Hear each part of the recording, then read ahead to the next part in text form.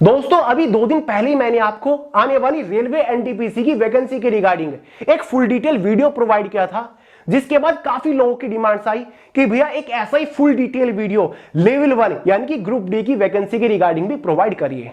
तो यार आपकी कोई डिमांड हो और उसे मैं पूरी ना करूं, ऐसा कभी हो सकता है क्या? तो फाइनली आज इस वीडियो में आने वाली रेलवे ग्रुप डी यानी कि लेवल 1 की वैकेंसी के रिगार्डिंग कंप्लीट डिटेल्स आपको इस वीडियो में प्रोवाइड कराने वाला हूं। A to Z इंफॉर्मेशन दूंगा आपको, एकदम ऑथेंटिक, एकदम सटीक जानकारी आपको देने वाला हूं। अब आप में से कुछ लोग सोच रहे होंगे कि भैया ग्रुप डी की तो पोस्ट है, जस्ट लेवल 1 की ही तो पोस्ट है, इतना हवा क्यों मचा रहे हो, इतना शोर क्यों मचा रहे हो?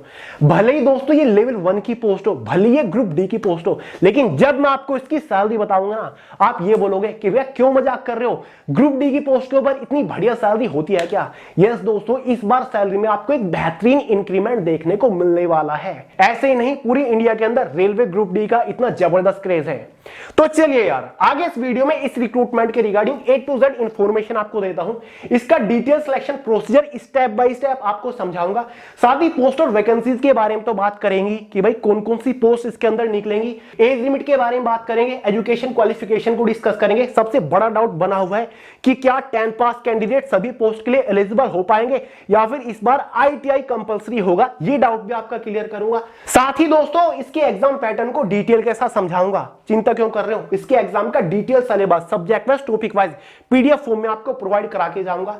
सिलेक्शन होने के बाद इन पोस्ट के ऊपर इनिशियल इनहैंड सैलरी क्या रहेगी, पूरा सैलरी स्ट्रक्चर आपके सामने खोल के रखने वाला हूं, सैलरी स्लिप आपको दिखाने वाला हूं, एग्जाम सेंटर्स को डिस्कस करेंगे, जॉब लोकेशन, जॉब प्रोफाइल के बारे में बात करने वाले हैं।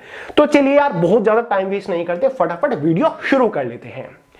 देखिए दोस्तों, फॉर्म कब निकल रहे हैं, एग्जाम कब कंडक्ट कराया जाएगा, ये सारी जानकारी जस्ट आपको आगे दे रहा हूं। पहले कुछ बेसिक इंफॉर्मेशन को समझ लेते हैं। इस वीडियो में हम बात कर रहे हैं RRC ग्रुप डी रिक्रूटमेंट के बारे में। RRC का मतलब होता है रेलवे रिक्रूटमेंट सेल्स, जिसके अंदर वेरियस लेवल 1 की पोस्ट के ऊपर वैकेंसी को कंडक्ट कराया जाता है। इसके अंदर काफी सारी पोस्ट होती हैं, आपको आगे सारी जानकारी दूंगा। देखिए दोस्तों, पहले ये ग्रुप डी की पोस्ट के नाम से जाना जाता था, लेकिन अब लेवल 1 की सभी पोस्ट को ग्रुप सी की कैटेगरी में डाल दिया गया है, यानी कि अब ये सभी लेवल 1 की पोस्ट ग्रुप सी की पोस्ट बन चुकी है। ऑल इंडिया से कैंडिडेट्स फॉर्म अप्लाई कर सकते हैं, मेल और फीमेल दोनों ही कैटेगरी कैंडिडेट्स एलिजिबल होते हैं। टोटल नंबर ऑफ वैकेंसीज इस बार 35,000 के आसपास रह सकते हैं। हालांकि दोस्तों अभी तक कोई भी ऑफिशियल कंफर्मेशन नहीं है कि ग्रुप डी की पोस्ट के ऊपर कितनी वैकेंसीज आएंगी, लेकिन फिर भी टेंटेटिवली 35,000 के आसपास टोटल नंबर ऑफ वैकेंसीज रह सकते हैं। इससे ज्यादा भी वैकेंसीज आने के चांसेस है, लेकिन जैसे कि रेलवे ने पहले क्लियर कर दिया है कि अब रेलवे सभी पोस्ट के ऊपर हर साल रिक्रूटमेंट को कंडक्ट कराएगा, तो उसके हिसाब से तो आपको इस बार 35,000 के आसपास टोटल वैकेंसीज देखने को मिल सकते हैं वेरियस पोस्ट के ऊपर। देखिए दोस्तों, फॉर्म फीस बहुत ज्यादा नहीं है। जनरल OBC EWS कैटेगरी के लिए शुरुआत में 500 रुपए चार्ज किए जाते हैं। एग्जाम होने के बाद 400 रुपए आपको वापस रिफंड कर दिए जाते हैं। ST SC PH female category के लिए शुरुआत में 250 रुपए फॉर्म फीस चार्ज किए जाते हैं। एग्जाम होने के बाद 250 के 250 आपको वापस रिफंड कर दिए जाते हैं। अब दोस्तों बात कर लेते कि भैया इसके अंदर कौन कौन सी पोस्ट के ऊपर वैकेंसीज निकलती है। एलिजिबिलिटी क्राइटेरिया के बारे में आगे हम बात करेंगे कि इस पोस्ट के लिए एजुकेशन क्वालिफिकेशन क्या रहती है। देखिए दोस्तों, ये वो हमारी सभी पोस्ट है जो कि RRC ग्रुप डी के अंडर आती है। ये हमारे डिपार्टमेंट्स है, यानी कि कौन सी पोस्ट किस डिपार्टमेंट के अंडर आती है, ये सारी जानकारी आपको मिल जाएगी। एक पोस्ट है हमारी असिस्टेंट वर्कशॉप की, जो कि मैकेनिकल डिपार्टमेंट की एक पोस्ट है। असिस्टेंट ब्रिज की है, ये इंजीनियरिंग डिपार्टमेंट की है। असिस्टेंट C&W की है, जो कि मैकेनिकल डिपार्टमेंट की है। असिस्टेंट डिपोट की है, जो कि स्टोर डिपार्टमेंट की है। असिस्टेंट लोको शेड डीजल की है, mechanical department. Assistant loco shed electrical department. Assistant operations, ये भी इलेक्ट्रिकल डिपार्टमेंट। असिस्टेंट पॉइंट्समैन, काफी पसंद किए जाने वाली पोस्ट है, ट्रैफिक असिस्टेंट। असिस्टेंट सिग्नल और telecommunication department. Assistant track machine engineering department के अंदर आती है। कुछ और पोस्ट है, assistant TL&AC electrical department. Assistant TL&AC workshop electrical department. Assistant TRD electrical department. Assistant works engineering department. Hospital assistant medical department, ये भी काफी पसंद की जाती है और आपको पता ही है 12 पास एलिजिबल होते हैं। ट्रैक मेंटेनर ग्रेड 4 की पोस्ट, ये भी इंजीनियरिंग डिपार्टमेंट के अंडर आती है। क्लियर है? सभी डिपार्टमेंट्स अच्छे से देख लीजिए, किस डिपार्टमेंट के अंदर कौन सी पोस्ट आती है ये भी अच्छे से देख लीजिए, क्योंकि दोस्तों एजुकेशन क्वालिफिकेशन काफी ज्यादा वेरी करती है डिपार्टमेंट वाइज। अब बात कर लेते हैं एज लिमिट के बारे में। देखिए दोस्तों, जनरली अनरिजर्व्ड कैटेगरी के लिए ग्रुप डी में 18 से 33 साल एज लिमिट होती है, लेकिन इस बार 3 साल का रिलैक्सेशन दिया जा रहा है ड्यू टू कोविड-19। यानी कि इस बार अनरिजर्व्ड कैटेगरी के लिए 18 से 36 साल एज लिमिट आपको देखने को मिलेगी। ओबीसी एसटी एससी वालों को एज में रिलैक्सेशन मिल जाता है, ओबीसी वालों को 3 साल का मिलता है, एसटी एससी वालों को 5 साल का एज में रिलैक्सेशन मिलेगा। सबसे इंपॉर्टेंट पॉइंट, एजुकेशन क्वालिफिकेशन क्या रहेगी भैया इस बार। 2018 में ग्रुप डी की वैकेंसी निकली, 2019 में भी ग्रुप डी की वैकेंसी निकली, दोनों बार 10 पास कैंडिडेट सभी पोस्ट के लिए एलिजिबल थे। और आपको पता है काफी बड़ा विवाद हुआ था 2018 में, तो क्योंकि आईटीआई उन्होंने रख दिया था, जिसके बाद काफी बड़ा प्रोटेस्ट हुआ, जिसके बाद रेलवे को मजबूरी में आईटीआई हटाना पड़ा और 2019 में भी आईटीआई नहीं था, 12 पास एलिजिबल थे। लेकिन दोस्तों बात अगर हम करें 2024 की वैकेंसी में, क्या आईटीआई कंपलसरी रहेगा या फिर 10th पास कैंडिडेट एलिजिबल होंगे।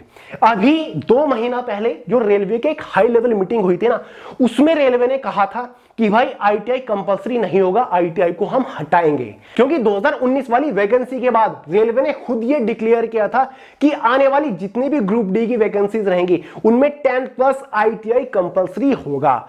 लेकिन अब फाइनली 2024 के स्टार्टिंग में हाई लेवल मीटिंग में ये क्लियर किया गया था कि भाई आईटीआई कंपलसरी नहीं होगा, 10th पास कैंडिडेट्स एलिजिबल होंगे। लेकिन दोस्तों ये जो नोटिस था कि भाई आईटीआई होगी, ये अभी तक कुछ ऑफिशियल वेबसाइट के ऊपर पड़ा हुआ है, तो पूरी तरीके से अभी तक रेलवे ने क्लियर नहीं किया। ये अभी भी डाउट में बना हुआ है कि भाई आईटीआई कंपलसरी होगी या फिर 10th पास वाले सभी पोस्ट के लिए एलिजिबल होंगे। लेकिन मैं आपको बता दूं, अगर आईटीआई कंपलसरी होती भी है, फिर भी ग्रुप डी की कुछ ऐसी पोस्ट है जिनके लिए सभी 10th पास कैंडिडेट्स एलिजिबल होंगे। देखिए दोस्तों, जो इंजीनियरिंग डिपार्टमेंट की पोस्ट है, सिग्नल और टेलीकम्युनिकेशन डिपार्टमेंट की पोस्ट है, इन पोस्ट के लिए मोस्टली आईटीआई मांगा जाता है। तो बाकी कुछ हमारी ऐसी पोस्ट है जिनमें आईटीआई कंपलसरी नहीं होता, जैसे कि एक हॉस्पिटल असिस्टेंट ही है, यहां पर आपका आईटीआई नहीं होता है, ठीक है। तो कुछ पोस्ट होती हैं जिनके लिए 10th पास एलिजिबल होते हैं, लेकिन काफी ज्यादा चांसेस है कि 10th पास एलिजिबल होंगे मैक्सिमम पोस्ट के लिए। और दोस्तों इस बार रेलवे ने यह भी क्लियर किया है कि इस बार काफी सारी ग्रुप डी के अंदर नई पोस्ट भी इंट्रोड्यूस होंगी। तो जरूरी नहीं है कि 2019 वाली पोस्ट ही आपको इस बार भी देखने को मिले, इस बार आपको काफी सारी नई पोस्ट भी देखने को मिलेगी, जिसमें 10th पास वाले भी एलिजिबल होंगे जिन्होंने केवल 10th पास किया है, और आईटीआई वालों के लिए अलग भी पोस्ट देखने को मिलेगी। तो इस बार ये चेंजेस किए जा रहे हैं ग्रुप डी के रिक्रूटमेंट में, तो चिंता मत करिए, 10th पास वालों के लिए वैकेंसीज रहेंगी, आप एलिजिबल हो पाएंगे। अब दोस्तों बात कर लेते हैं जो हमारा सिलेक्शन प्रोसीजर है। सिलेक्शन प्रोसीजर क्या रहेगा, इसका सिलेक्शन प्रोसीजर 2 मेजर स्टेजेस के ऊपर टिका होता है। स्टेज फर्स्ट में आपको एक कंप्यूटर बेस्ड एग्जाम कंडक्ट कराया जाता है, 100 नंबर का, डिटेल से आपको बताऊंगा। उसके बाद स्टेज सेकंड में फिजिकल एफिशिएंसी टेस्ट होता है, जो कि नाम मात्र होता है, क्वालिफाइंग नेचर होता है, बच्चा इसको इजीली क्वालिफाई कर लेगा। बाकी कुछ लोग बोलते हैं कि इसमें एक थर्ड स्टेज भी होती है, बिल्कुल होती है, जिसमें आपका एक मेडिकल टेस्ट, डॉक्यूमेंट वेरिफिकेशन होता है, लेकिन वो बाद का काम है, जस्ट एक क्वालिफाइंग नेचर है। सबसे ज्यादा इंपॉर्टेंट स्टेज फर्स्ट और स्टेज सेकंड है, क्लियर है। तो चलिए स्टेज फर्स्ट को डिटेल के साथ डिस्कस करते हैं। तो दोस्तों इसकी स्टेज फर्स्ट में आपके कंप्यूटर बेस्ड एग्जाम कंडक्ट कराया जाएगा। 4 सब्जेक्ट से एग्जाम में क्वेश्चन पूछे जाएंगे। पहला सब्जेक्ट आपका जनरल साइंस रहेगा, जिससे टोटल 25 क्वेश्चन आएंगे, 25 नंबर का ही ये सेक्शन रहेगा। दूसरा मैथमेटिक्स रहेगा, 25 क्वेश्चन 25 नंबर के अंदर। तीसरा जनरल इंटेलिजेंस एंड रीजनिंग है, 30 क्वेश्चन 30 नंबर के अंदर। चौथा general awareness and current affairs है, 20 क्वेश्चन आएंगे 20 नंबर के अंदर। इसी के बेसिस पर ग्रुप डी के एग्जाम में 100 क्वेश्चन आएंगे, 100 नंबर का आपका पेपर रहेगा। 90 मिनट क्वेश्चन पेपर की टाइम ड्यूरेशन रहती है, 1/3 की एग्जाम में नेगेटिव मार्किंग भी आपको देखने को मिलेगी। अब देखिए दोस्तों, ये एग्जाम होने के बाद zone wise, post wise, category wise एक इनिशियल क्वालिफाइंग कट ऑफ बनेगी, जो कि डिसाइड करेगी कि क्या आप इसकी सेकंड स्टेज मतलब फिजिकल एफिशिएंसी टेस्ट के लिए क्वालिफाई कर रहे हो या फिर नहीं कर रहे हो। अगर आप क्वालिफाई कर लेते हो, फाइनली आपको सेकंड स्टेज के लिए बुलाया जाएगा, जिसमें आपके एक फिजिकल एफिशिएंसी टेस्ट होने वाला है। बिल्कुल बेसिक सा बच्चों का खेल है, आपको आगे जानकारी दे ही रहा हूं, क्लियर है दोस्तों। और हाँ दोस्तों, शुरुआत में मैंने आपको जितनी सारी पोस्ट बताई ना, ये नहीं कि आपको एक हर पोस्ट के लिए अलग अलग फॉर्म अप्लाई करना होता है। फॉर्म आपको एक ही अप्लाई करना होता है, फॉर्म फीस आपको एक बार ही भरनी होती है। बस आपको पोस्ट प्रेफरेंस देनी होती है कि भाई मेरी फर्स्ट प्रेफरेंस ये पोस्ट है ट्रैक मेंटेनर की, सेकंड प्रेफरेंस पोस्ट ये है, थर्ड प्रेफरेंस ये पोस्ट है, ठीक है। तो पोस्ट वाइज आपकी फाइनल कट ऑफ बनती है, उसी के बेसिस पर आपको पोस्ट दी जाती है। देखिए दोस्तों, आगे बढ़ने से पहले एग्जाम सिलेबस को डिस्कस करेंगे। एग्जाम सिलेबस बहुत ही छुटकू सा है, ये स्टेज फर्स्ट का एग्जाम सिलेबस है, ऑफिशियल एग्जाम सिलेबस है, इसके नोटिफिकेशन में दे रखा है 2019 वाले। मैथमेटिक्स के ये टॉपिक हैं जैसे कि number system, BODMAS, decimal, fraction, LCM, HCF, ratio, proportion, percentage, manufacturing, time and work, time and distance, simple और compound interest, profit and loss, algebra, geometry, trigonometry, elementary, static, squared, साथ ही root, age calculation, calendar, clock, pipe systems, ये आपके mathematics के topic रहेंगे। General intelligence and reasoning के ये topic रहेंगे। एनालॉजी, साथ ही alphabetical number series, coding, decoding आपके सामने, मैथमेटिकल ऑपरेशंस देख लीजिएगा, प्रोवाइड करा दूंगा पीडीएफ फॉर्म में। जनरल साइंस का ये सिलेबस आपके सामने, physics, chemistry, life of science 10th level का रहेगा। जनरल अवेयरनेस, करंट अफेयर का भी सिलेबस है। तो दोस्तों ये पूरा पीडीएफ मैंने आपको टेलीग्राम चैनल के अंदर प्रोवाइड करा दिया, इसके सिलेबस का डाउनलोड करके देख लीजिएगा। वैसे भी इसमें क्या रखा है, मैंने आपको कल ही एक रेलवे एग्जाम का स्मार्ट सिलेबस प्रोवाइड किया था, ये जो स्क्रीन के ऊपर दिख रहा है, ये भी टेलीग्राम चैनल के अंदर है, इसको अच्छे से कवर कर लीजिएगा। ग्रुप डी ही क्या, हर रेलवे के एग्जाम को आप हाईएस्ट स्कोर के साथ क्रैक करके आओगे। किसी भी एग्जाम का सिलेबस आपको देखने की जरूरत नहीं पड़ेगी, आपको बार बार अलग अलग रेलवे के एग्जाम के लिए नहीं पढ़ना पड़ेगा, नहीं सिलेबस कवर करना पड़ेगा। तो स्मार्ट सिलेबस से प्रिपरेशन करिएगा, मजा आ जाएगा। ठीक है, देखिए दोस्तों बात करते हैं स्टेज सेकंड के बारे में। फिजिकल इफिशिएंसी टेस्ट आपका ये रहेगा, मेल और फीमेल का अलग अलग रहेगा। मेल कैंडिडेट्स के लिए फिजिकल इफिशिएंसी टेस्ट में क्या होगा, should be able to lift and carry 35 kgs, यानी कि आपको 35 किलो वजन लेकर चलना होगा 100 मीटर्स। 35 किलो वजन उठाकर चलना होगा मेल कैंडिडेट को। 100 मीटर की दूरी तय करनी होगी जस्ट 2 मिनट में, और केवल आपको एक ही चांस मिलेगा।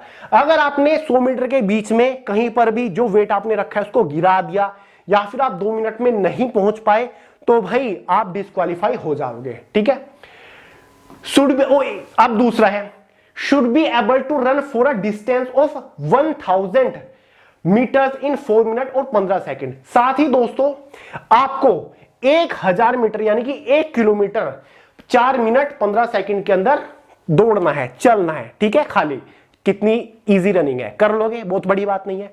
क्वालिफाइंग नेचर है। फीमेल कैंडिडेट्स के लिए कितना है, यहां पर आपको 35 किलो की जगह 20 किलो वेट कैरी करके चलना है, 100 मीटर आपको चलना है और 2 मिनट के अंदर आपको ये करना है। साथ ही आपके लिए रनिंग कितनी है या फिर चलना कितना है, वॉकिंग कितनी है, ये आपके लिए 1000 मीटर या मतलब 1 किलोमीटर है। टाइम आपके लिए यहां पर ज्यादा है मेल कैंडिडेट के कंपैरिजन में। 5 मिनट 40 सेकंड के अंदर आपको क्वालिफाई करना है। 5 मिनट 40 सेकंड के अंदर 1 किलोमीटर आप चल पाओगे, दौड़ पाओगे, कैसे भी करके आपको करना है। ठीक है, तो ये आपका क्वालिफाइंग नेचर है, कोई भी नंबर आपको इसके लिए नहीं दिया जाएगा, आपको जस्ट क्वालिफाई करना है। ठीक है, तो बस इतना आपको करना है। ये स्टेज सेकंड है। अब बात कर लेते हैं फाइनल सिलेक्शन की, कि फाइनल सिलेक्शन किस बेसिस पर होगा। फाइनल सिलेक्शन केवल और केवल स्टेज फर्स्ट एग्जामिनेशन के मार्क्स के बेसिस पर होगा। कितने नंबर का था स्टेज फर्स्ट का एग्जाम, 100 नंबर का था। तो भाई 100 नंबर में से एक फाइनल मेरिट बनेगी, जो कि आरआरबी जोन वाइज तो रहेगी, साथ ही पोस्ट वाइज भी रहेगी, साथ ही कैटेगरी वाइज भी रहेगी। यानी कि हर एक आरआरबी जोन की कट ऑफ अलग होगी। जिस भी जोन से आपने फॉर्म अप्लाई किया होगा, मान के चलिए RRB Prayagraj, RRB Gorakhpur, RRB Chandigarh में से किसी से आपने फॉर्म अप्लाई किया, तो आपको केवल उसी जोन की कट ऑफ देखनी है।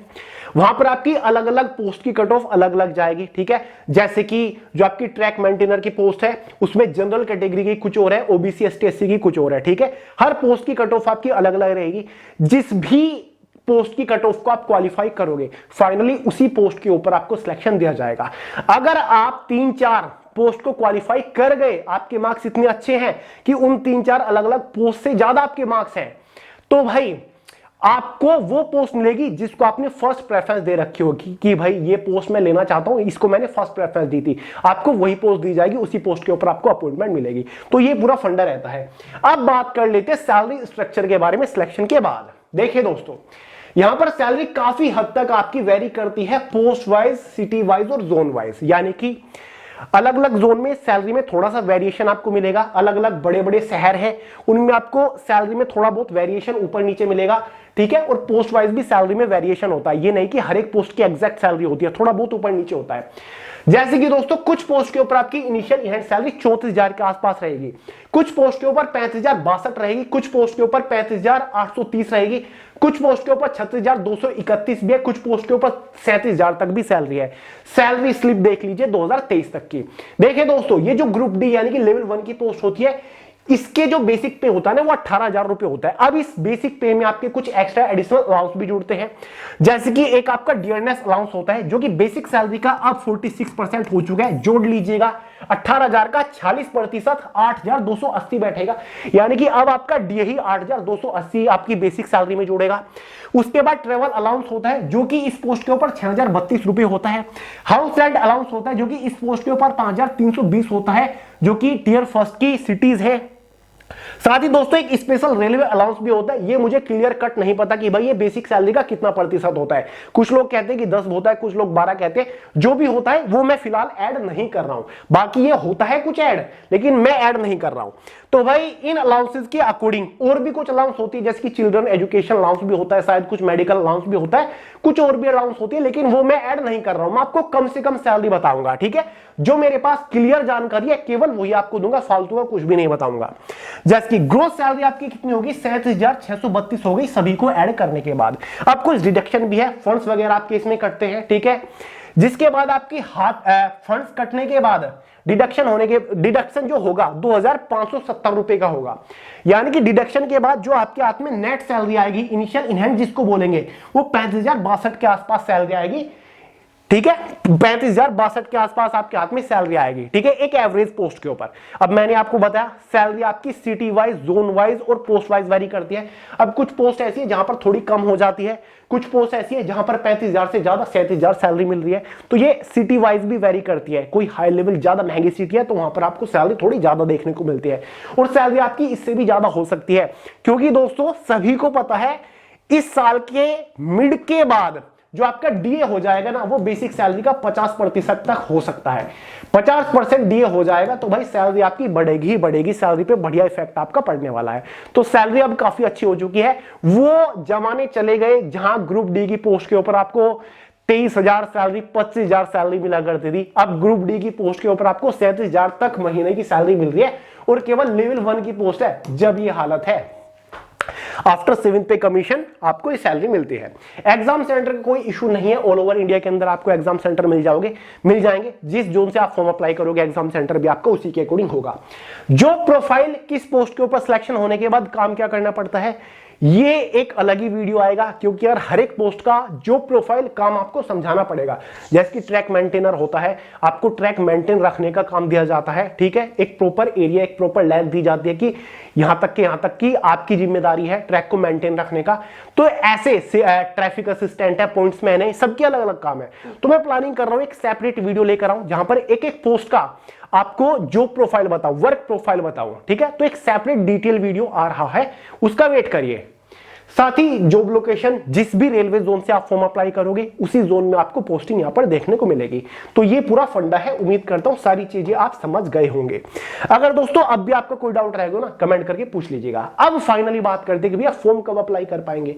सभी को पता है रेलवे ने अपना एनुअल एग्जाम कैलेंडर जारी कर रखा है, जिसके अकॉर्डिंग ग्रुप डी यानी कि लेवल फर्स्ट की पोस्ट के लिए जो फॉर्म निकलेंगे ना, वो अक्टूबर मंथ के अंदर निकलेंगे। अक्टूबर मंथ में आपका नोटिफिकेशन जारी किया जाएगा, अक्टूबर 2024 में लेवल 1 का नोटिफिकेशन आएगा। उसके बाद नवंबर मंथ के अंदर आपके फॉर्म निकल जाएंगे। नवंबर और दिसंबर में आप ऑनलाइन फॉर्म अप्लाई कर रहे होंगे। उसके बाद स्टेज फर्स्ट का जो एग्जाम कंडक्ट कराया जाएगा वो मार्च 2025 से आपका एग्जाम स्टार्ट हो जाएगा।